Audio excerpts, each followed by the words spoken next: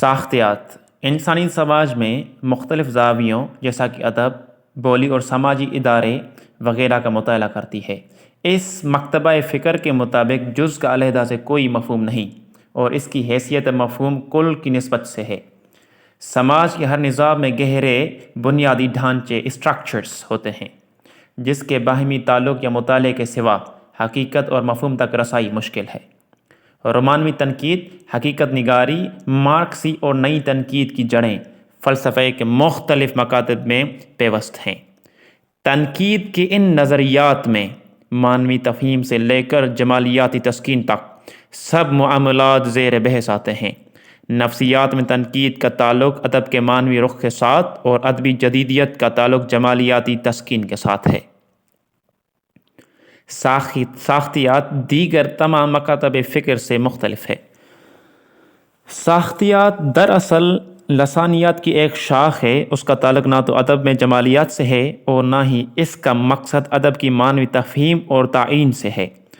ساختیات دراصل یہ دیکھنا چاہتی ہے کہ ادب میں لفظوں، جملوں اور محاوروں کے باہمی میلاپ سے وجود میں آئی ہوئی تحریر میں معنویت کیسے پیدا ہوتی ہے۔ یعنی ساختیات کا تعلق مفہوم سے نہیں بلکہ مفہوم پیدا ہونے کے عمل اور طریقہ کار سے ہے۔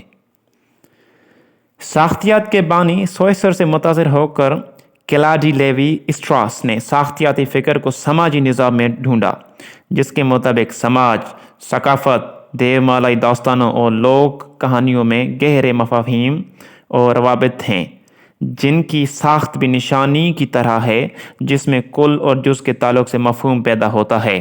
یہ اصول یہ ہے کہ ہر جز کو نہ صرف اپنے کل سے جڑا ہوا ہونا چاہیے بلکہ اسے کل کی معنویت اور اہمیت میں اضافہ بھی کرنا چاہیے۔ فرد، جز اور خاندان کل ہے، خاندان جز اور سماج کل ہے، لفظ جز اور جملہ کل ہے، جملے اور لفظ کے مابین معنی پیدا کرنے والے اصول کا نام گرامر ہے۔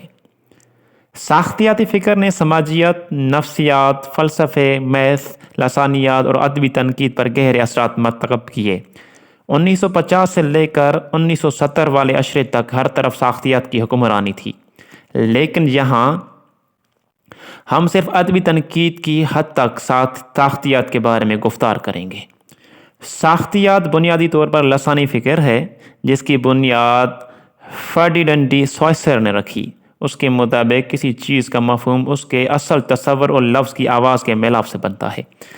مثال کے طور پر لفظ چیتے کی مثال لیں۔ اس کے دو حصے ہیں، ایک لفظ چیتے کا تصور، دوسرا اس کا صوتی تصور۔ آواز یعنی صوت کو سوئسر دال یعنی سگنیفائر اور تصور کو مدلول یعنی سگنیفائڈ کہتا ہے۔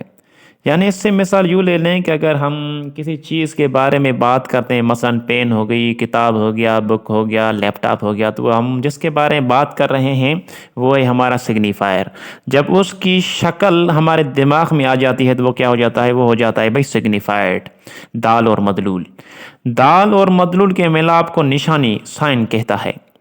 ہم جب دال یعنی لفظ چیتا ادا کرتے ہیں تو ہمارے ذہن میں خود بخود چیتے کی تصویر آ جاتی ہے۔ ایسا کیوں ہے؟ لفظ چیتا کہنے سے کبوتر کا تصور کیوں نہیں آتا؟ اس کا جواب یہ ہے کہ ہمارے مخصوص معاشرے اور بولی نے تصور اور لفظ کے تعلق کو پیدا کیا ہے اور وہ تعلق فرد کے وجود میں آنے سے پہلے پیدا ہو چکا ہے۔ لفظ اور تصور کا تعلق کوئی آفاقی تعلق نہیں ہے بلکہ یہ سماجی اور ثقافتی طور پر آپس میں مربوط ہوا ہے۔ مختلف بولیوں میں چیتے کے تصور کے لیے مختلف الفاظ ہیں۔ بولی اور ادب میں لفظ نشانیاں ہیں جن کے ساخت کچھ اس طرح ہے۔ سگنیفائر جس کو اردو میں دال بولتے ہیں جو کہ نشانی ہے، سگنیفائڈ جس کو اردو میں مدلول جانے کے سائن ہے۔ نشانی کے لیے ضروری ہے کہ اس میں دال اور مدلول دونوں ہوں۔ دونوں میں سے اگر کوئی ایک عنصر کم ہے تو اسے نشانی نہیں کہا جائے گا۔ کسی بھی بولی میں لفظوں اور ان سے جڑے تصورات کا تعلق اس بولی کے مخصوص ثقافت سے ہے۔ جب ہم لفظ کتاب کہیں گے تو ہمارے ذہن میں کتاب کے سوا کوئی دوسرا تصور نہیں آئے گا کیونکہ ہمارے وجود میں آنے سے قبل ہی ہمارے کلچر نے اس تعلق کو طے کر دیا تھا۔ نشانیات کے باقاعدہ مطالعے کو سیمیولوجی یا پھر سیمیٹکس کا نام دیا گیا ہے، یعنی نشانیات سائنس کا سائنسی مطالعہ۔ سوئسر کی فکر کے مطابق نشانی سیمیولوجی اور سیمیٹکس تحریر اور تقریر میں پائی جاتی ہے، جبکہ رولان باختہ کے مطابق ان کا دائرہ کار تصویروں، اشاروں اور آوازوں تک پھیلا ہوا ہے۔ اس طرح نشانی یعنی سائن کے مفہوم کا تعین اس کے جملے میں استعمال سے ہوتا ہے، اور جملے کا تعین کسی بھی مضمون میں اس کے استعمال سے ہوتا ہے۔ کسی بھی بولی میں یہ سب اس بولی کے خود کار نظام کے تحت ہوتا ہے۔ ساختیاتی فکر کے مطابق ادب میں استعمال ہونے والی نشانیوں کے مفہوم بولی کے متعین کردہ ڈھانچے میں طے شدہ ہیں۔ ساختیاتی فکر کے مطابق کوئی بھی تحریر خود مختار نہیں ہے، اس لیے کسی تحریر کا مفہوم سمجھنے کے لیے اس تحریر کو دوسری تحریروں کے تناظر یعنی کہ انٹرٹیکسچوالٹی میں دیکھنا چاہیے۔ اس کے علاوہ ایک بات یہ بھی ذہن میں رکھنی چاہیے کہ اس تحریر کا مفہوم بولی کے مخصوص نظام میں طے شدہ ہے۔ جس طرح نفسیات دانوں کا خیال ہے کہ انسان کے اعمال بظاہر تو شعور کے ماتحت ہوتے ہیں، مگر در حقیقت یہ لاشعور کے زیر اثر ہوتے ہیں، کیونکہ انسان غیر ارادی طور پر لاشعور کی حکمرانی کے تابع ہوتا ہے۔ اس طرح ساختیاتی مفکرین کہتے ہیں کہ ادب اور سماج میں بھی اجتماعی لاشعور یا گہرے اور پوشیدہ ڈھانچے ہوتے ہیں، جس کے تحت سماج عمل کرتا ہے اور ادب تخلیق ہوتا ہے۔ ماہرین نفسیات کے مطابق ادیب کا خیال ہوتا ہے کہ وہ خود ادب تخلیق کر رہا ہے، اور وہ اس مغالطے میں ہوتا ہے کہ ادب اس کی انفرادی تخلیق یا انفرادی اظہار ہے، مگر در حقیقت ادیب ایک اجتماعی لاشعور یا سماجی گنجلک قوانین کا ایک منتخب کردہ نمائندہ ہے، جو کہ سماج کی طرف سے سونپا گیا کام کر رہا ہے۔